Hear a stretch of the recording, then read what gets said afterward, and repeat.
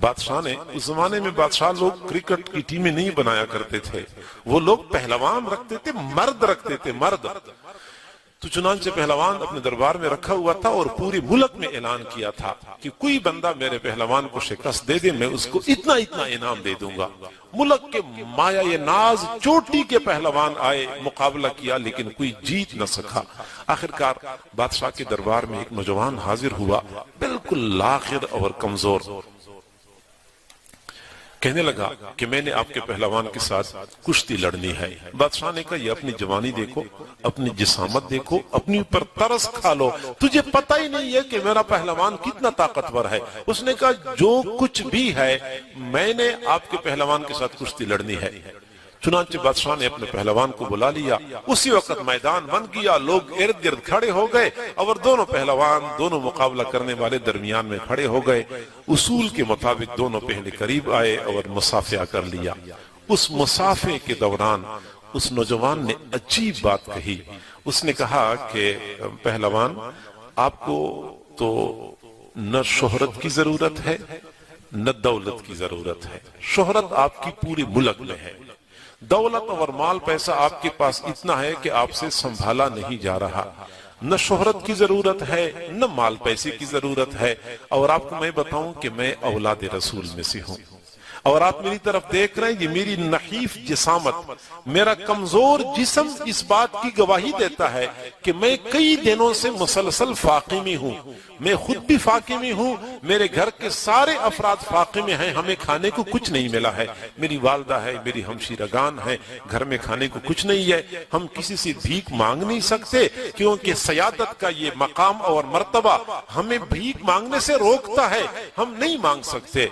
लेकिन हमारे सामने कोई दूसरा रास्ता नहीं है। मुझे ख्याल आया कि मैं आपके साथ कुश्ती लड़ता हूं, अगर आप मेरे लिए कसदन गिर जाएं, आपका कुछ कम नहीं होगा, मुझे बादशाह की तरफ से इनाम मिल जाएगा, मेरा और मेरे घर वालों का फाका दूर हो जाएगा। मैं इसीलिए आपके मुकाबले में आया हूं। उस पहलवान ने सोचा कि मैंने जिंदगी में जीत के मजे तो बारहा लिए हैं, कभी हार का मजा भी चख लूं कि हार में कितना मजा है। और ये तो वो हार है जिसमें 1000 जीत के मजे इस पर कुर्बान हैं। चुनांचे उसने आज़म कर लिया कि मैं इस नौजवान के मुकाबले में जरूर हार जाऊंगा। मुकाबला शुरू हो गया, कुश्ती शुरू हो गई और थोड़ी ही देर में वो पहलवान उस नौजवान के मुकाबले में गिर गया। जब वो गिर गया तो दूसरा नौजवान उसके सीने पे चढ़ गया और अपनी फतह का ऐलान कर दिया। बादशाह हैरान हुआ कि ये हुआ कैसे है। ताहम चूंकि उसने ऐलान किया था, उसने अपने ऐलान के मुताबिक उस नौजवान को पैसे दे दिए। नौजवान तो चला गया, लेकिन बादशाह उस पहलवान पर बहुत गुस्से हुआ और उसको बहुत डांटा, बुरा भला कहा कि मुल्क के बड़े बड़े पहलवानों से तू नहीं हारा, आज तुझे क्या हुआ, इस लाखिर और कमजोर नौजवान से तू कैसे हार गया। और उसको दरबार से निकाला। एक तरफ तो बादशाह ने तजलील करके उसको दरबार से निकाला और दूसरी जानिब पूरे शहर में शोर मच गया कि फलां पहलवान हार गया, वो शिकस्त खा गया। उसको नजर आ गया कि मेरी शोहरत भी दांव पे लगी, मेरे माल पैसे का रास्ता भी बंद हो गया, क्योंकि बादशाह ने दरबार से निकाला था।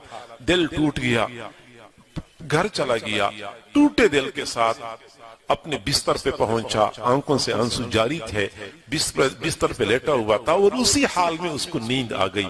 रात का वक्त था, रात के वक्त ख्वाब की हालत में हुजूर सल्लल्लाहु अलैहि वसल्लम की जियारत हुई।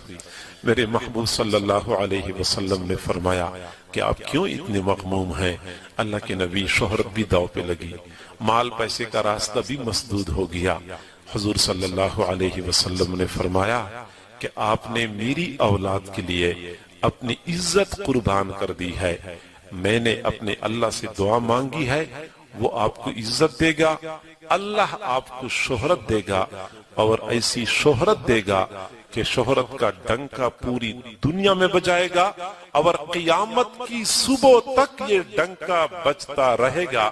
صبح اٹھا، اس پہلوان کے دل کی دنیا میں انقلاب برپا ہو چکا تھا، اس نے سارا سلسلہ چھوڑ دیا، اللہ والوں کے ساتھ جڑ گیا۔